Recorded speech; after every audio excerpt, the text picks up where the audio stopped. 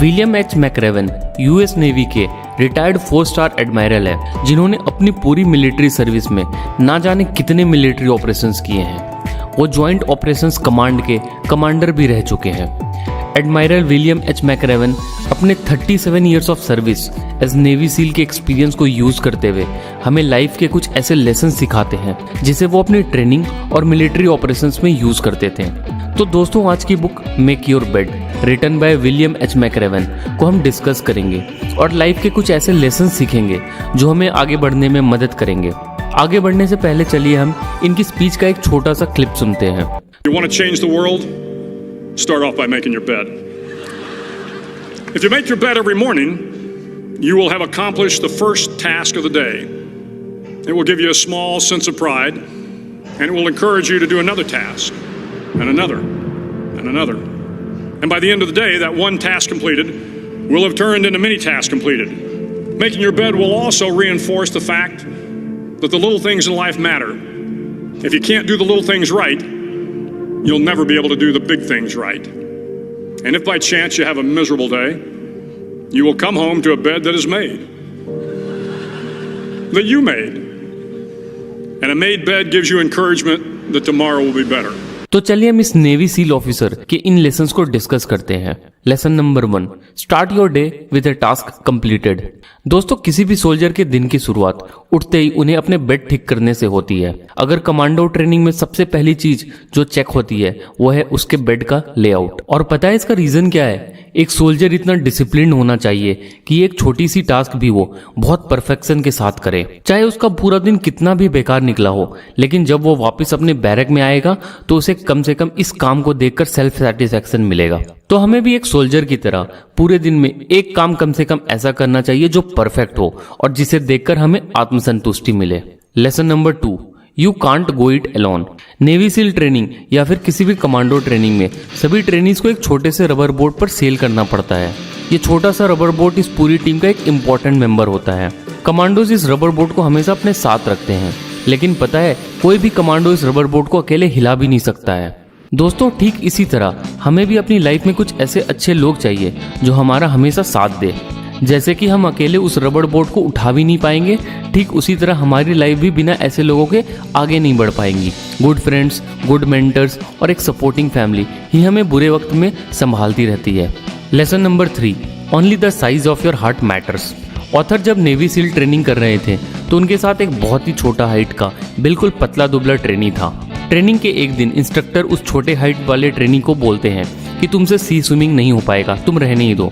पता है उस दिन के सारे टास्क में इसी ट्रेनिंग ने सबसे अच्छा स्कोर किया। दोस्तों, एक कमांडो ट्रेनिंग में आपका height, skin colour, religion, caste कुछ काम नहीं आता। काम आता है तो आपके अंदर हार ना मानने का कितना दम है। दोस्तों, हमारी लाइफ भी एक कमांडो ट्रेनिंग की तरह है।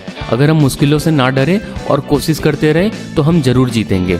Lesson number 4, life is not fair, drive on. Navy seal training में ऑथर के साथ एक ट्रेनी था जिसका नाम था लेफ्टिनेंट फिलिप मार्टिन। मार्टिन एक परफेक्ट नेवी सील ऑफिसर था। He was best in everything. सभी कमांडो ट्रेनीज का वो एक आइडियल ऑफिसर था, एक परफेक्ट कमांडो। पर एक बार जब मार्टिन साइकिलिंग कर रहे थे तो उनका बहुत बुरा एक्सीडेंट हो जाता है और उनकी लोअर बॉडी पूरी तरह पैरालाइज हो जाती है।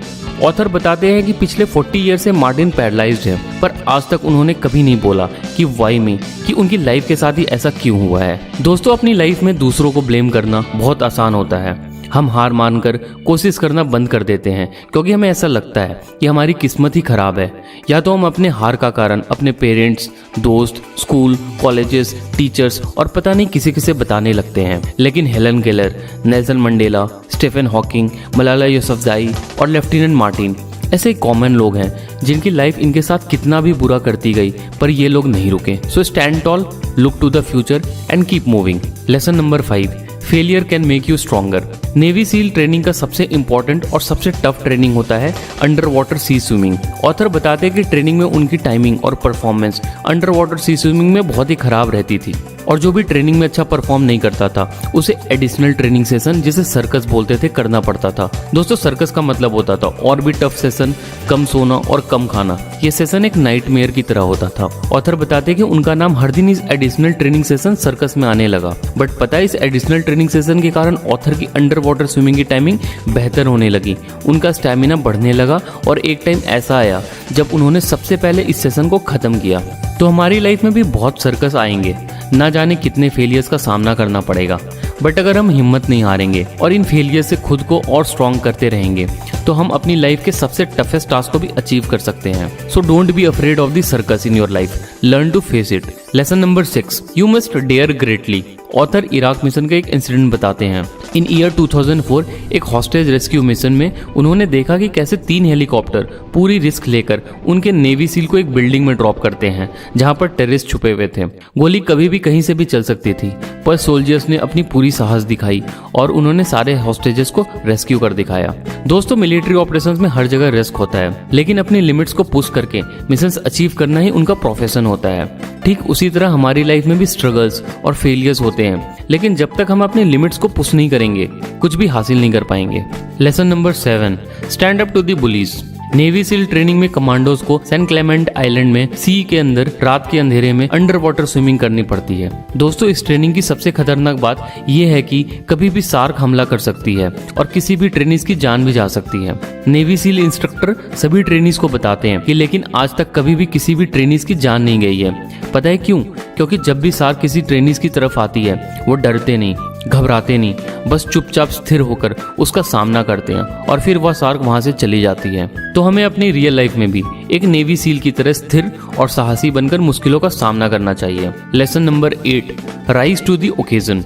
कमांडो ट्रेनीज को हमेशा अपना बेस्ट देना पड़ता है, चाहे कोई भी सिचुएशन हो। They rise our fears, doubts, fatigue. रुकना और हारने का मतलब है कि उनकी जान भी जा सकती है। चाहे कितनी भी मुश्किलें क्यों ना हो, वो अपने मिशन को जरूर पूरा करते हैं। हम सभी लोगों की लाइफ में भी बहुत बार डार्क मोमेंट्स आते हैं। रुककर, टूटकर, झुकने से अच्छा है उठकर, लड़कर आगे बढ़ना। Lesson number 9, give people hope. Navy seal की सबसे टफेस्ट लास्ट ट्रेनिंग होती है 6 days of no sleep and no food. ज्यादातर ट्रेनीज इस फेज ऑफ ट्रेनिंग को क्लियर नहीं कर पाते हैं। दोस्तों, इस ट्रेनिंग में ज्यादातर ट्रेनीज हिम्मत हारकर ट्रेनिंग छोड़कर चले जाते हैं, लेकिन ऑथर बताते हैं कि जब वो ट्रेनिंग कर रहे थे और सभी ट्रेनीज का हौसला टूटने लगा था, तभी एक ट्रेनी एक हाई मोटिवेशन सॉन्ग गुनगुनाने लगता है। धीरे धीरे करके सभी लोग उस गाने को गुनगुनाने लगते हैं और सभी के अंदर एक हौसला भर आता है। दोस्तों, हम भी वो एक इंसान बन सकते हैं जो दूसरों को जरूरत पड़ने पर पावर ऑफ होप दे सकते हैं, टूटे हुए इंसान का मदद कर सकते हैं और उसे उठा सकते हैं। And the last, lesson number 10,